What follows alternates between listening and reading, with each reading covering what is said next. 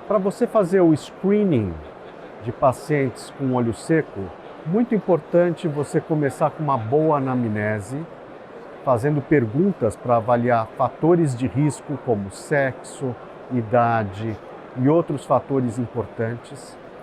Depois você tem que normalmente passar um questionário de olho seco, questionários curtos de 5 perguntas ou questionários como o SDI. E depois você vai para os exames. Nos exames, você tem que considerar primeiramente um dos seguintes exames: o tempo de ruptura do filme lacrimal, você pode considerar osmolaridade, ou você pode considerar outro exame como a coloração por fluoresceína. No caso de você ter acesso a um exame como o queratográfico, você consegue obter essas informações de um modo não invasivo e muito rápido, o que te ajuda muito no screening. Uma vez você tendo visto esses exames, aí você pode aprofundar o seu diagnóstico através de exames por imagem ou então através de outros testes. E se o paciente tiver olho seco, você vai fazer um exame mais acurado na lâmpada de fenda.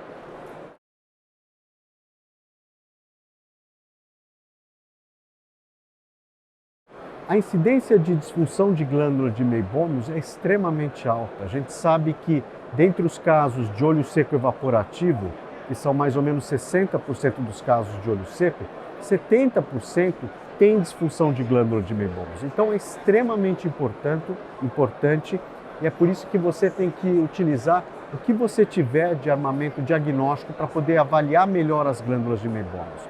Isso era uma coisa que não se fazia até poucos anos atrás. A disfunção de glândula de Meibomius era uma coisa que não era muito valorizada, mas hoje em dia a gente entende que é extremamente importante e com o acesso a diagnóstico por imagem a gente pode ter uma noção melhor da função dessas glândulas.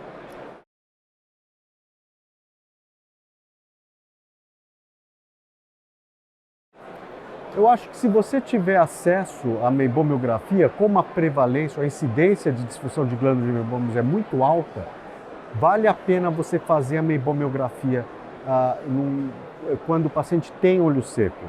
O paciente tendo feito o screening, tendo olho seco, é interessante na segunda fase você checar a meibomiografia pela altíssima incidência de doenças das glândulas de Meibomius.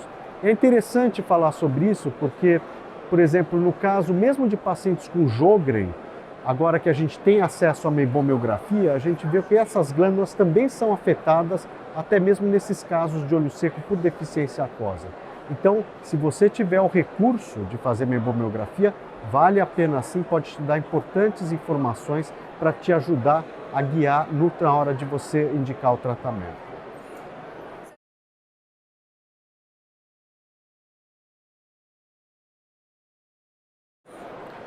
Normalmente, para fazer meibomiografia, eu gosto de pingar uma gota de anestésico, aí everto a pálpebra superior, tiro a foto da pálpebra superior, do tarso superior, depois eu faço a mesma coisa no tarso inferior e parto para o outro olho. Normalmente o aparelho ele tem uma maneira de você comparar a imagem que você encontrou com um grading system que vem da óculos, o que te ajuda a definir o grau de atrofia das glândulas. O que você tem que observar?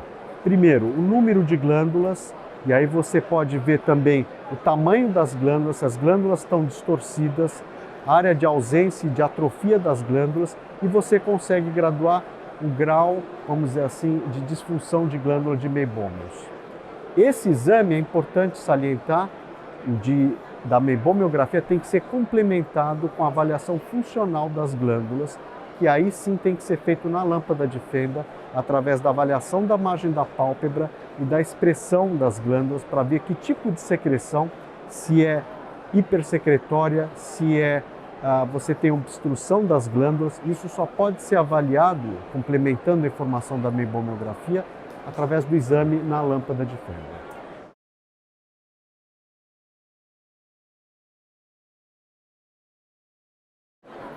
Existem vários recursos rápidos de você ter acesso a várias informações da superfície ocular.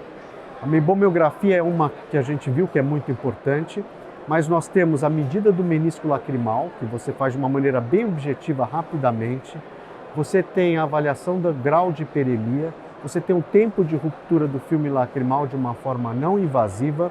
E o queratográfico te permite também avaliar o tempo de ruptura do filme lacrimal com fluoresceína, a coloração da fluoresceína e também uma foto muito bem definida da margem da pálpebra. Então é um aparelho que te permite fazer uma ótima avaliação, ajuda a distinguir se é uma forma mais por deficiência aquosa ou evaporativa e te ajuda muito a orientar o tipo de tratamento.